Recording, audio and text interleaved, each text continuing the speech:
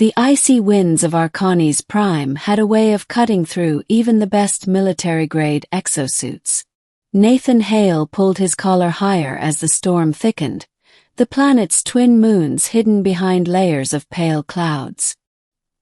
He had been separated from his unit during the retreat. His comms were fried, his HUD flickering with static, and his thermal regulators strained against the creeping frost. Lone. That word pressed down harder than the snow piling around his boots. He trudged toward the faint flicker of light he thought he'd seen near the jagged ridge, a chance of shelter, or at least a place to wait out the blizzard before frostbite set in. His breath fogged the inside of his helmet as he muttered to himself, "Come on, Hale." One foot in front of the other. The ridge opened into a hollow, a shallow cave where the wind didn't reach as strongly. And there, slumped against the icy wall, was a figure. Nathan froze. At first glance, it looked like another soldier. Armor scorched, visor cracked, but then he saw the telltale curve of alien features beneath the shattered helmet. Smooth silver-blue skin, long strands of hair matted with frost, and eyes, closed tight as though clinging to life. She was one of them. Very. The very species humanity had been at war with for the last 3 decades. Instinct screamed at him to stay away. But the other part of him, the part that remembered the faces of civilians caught between fleets, the part that still carried the weight of mercy, pulled him forward. She was shivering violently. Even her advanced bioarmor wasn't enough against Arcani's storms. Nathan knelt, hesitated, then pulled off one of his heat packs, cracking it open before pressing it against her chest plate. Her eyelids fluttered. Slowly those alien eyes, silver with a ring of faint violet, opened. She looked at him with confusion, then fear. Her lips trembled before she whispered in accented standard, "Please, pretend I'm your wife." Nathan blinked. Of all the things he expected, that wasn't it. "What?" She struggled, her voice weak but urgent. "If soldiers come, if they find me, they kill. But if they think I belong to you, your mate, they might not." Nathan's gut twisted. She was asking him to lie, to risk treason if anyone found out. But the desperation in her eyes was raw. She wasn't an officer or a warrior anymore. She was just a being trying to survive. "I can't promise they'll believe it," he said slowly. "Please," she whispered again. Her hand, trembling, touched his arm. "Just pretend. Just until storm ends." Nathan exhaled, nodding once. "All right. But first let's get you warm. The middle." He set up a small thermal pod, unfolding the portable dome from his pack. It wasn't much, but it gave them a bubble of heat. The woman, no, the alien, hesitated before crawling inside. Nathan followed, sealing the hatch behind them. They sat across from each other, silence heavy except for the hum of the heater. Nathan broke it first. "You got a name."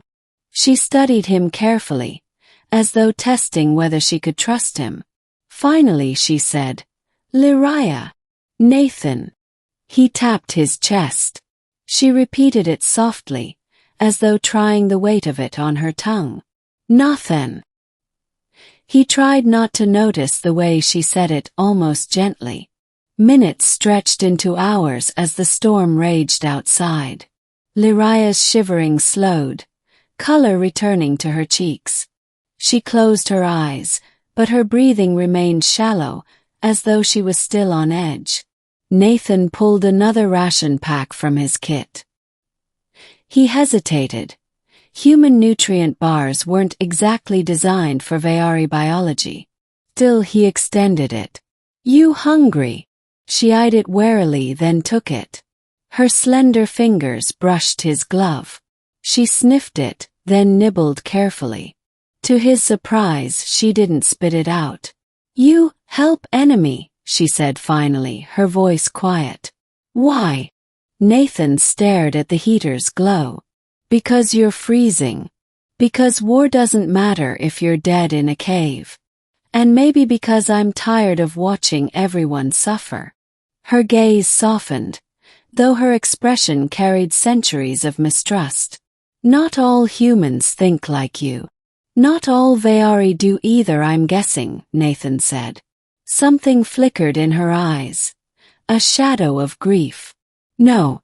Some fight because they must. Some fight because they are told humans are monsters. And what do you think? He asked. She hesitated. I think monsters do not share heat with enemies. The heater hummed. Nathan almost smiled. The storm lasted longer than expected. They spoke in fragments, stories exchanged in cautious pieces. She told him of her homeworld, skies painted in indigo light, seas glowing at night with bioluminescent tides. She had been a scientist before being conscripted.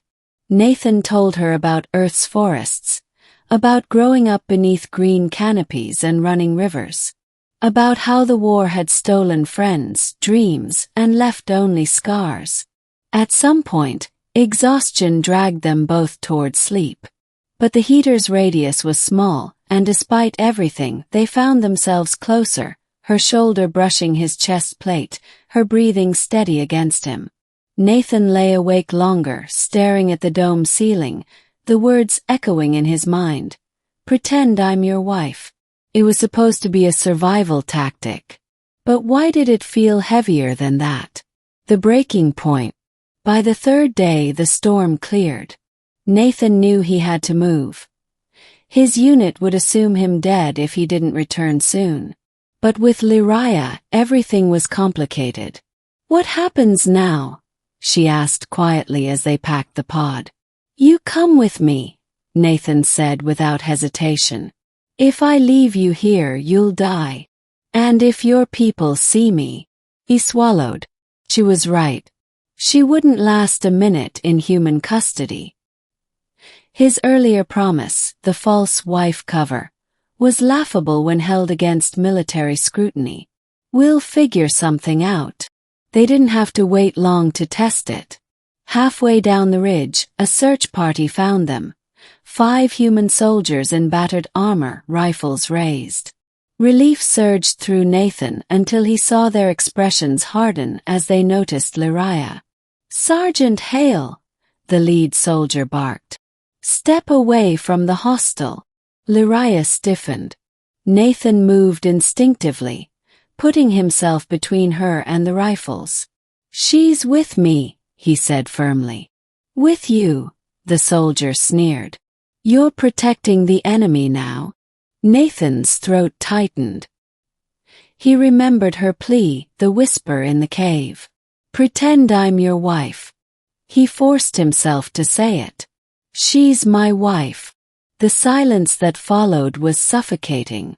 The soldiers exchanged looks, disbelief on their faces. One laughed bitterly. You've lost your damn mind, Hale. Stand down, Nathan snapped, his voice sharper. That's an order.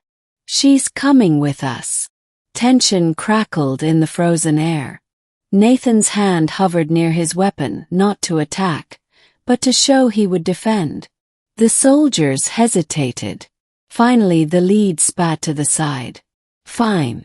But Command's not going to like this. You better be ready to explain yourself. Nathan nodded tightly, keeping Lyria close as they began the trek back. The ending. At camp, the reaction was predictable. Outrage, suspicion, anger. Nathan was dragged before his commander, accused of fraternizing with the enemy, of treason.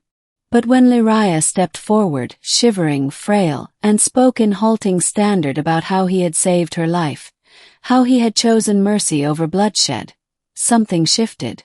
Not much but enough.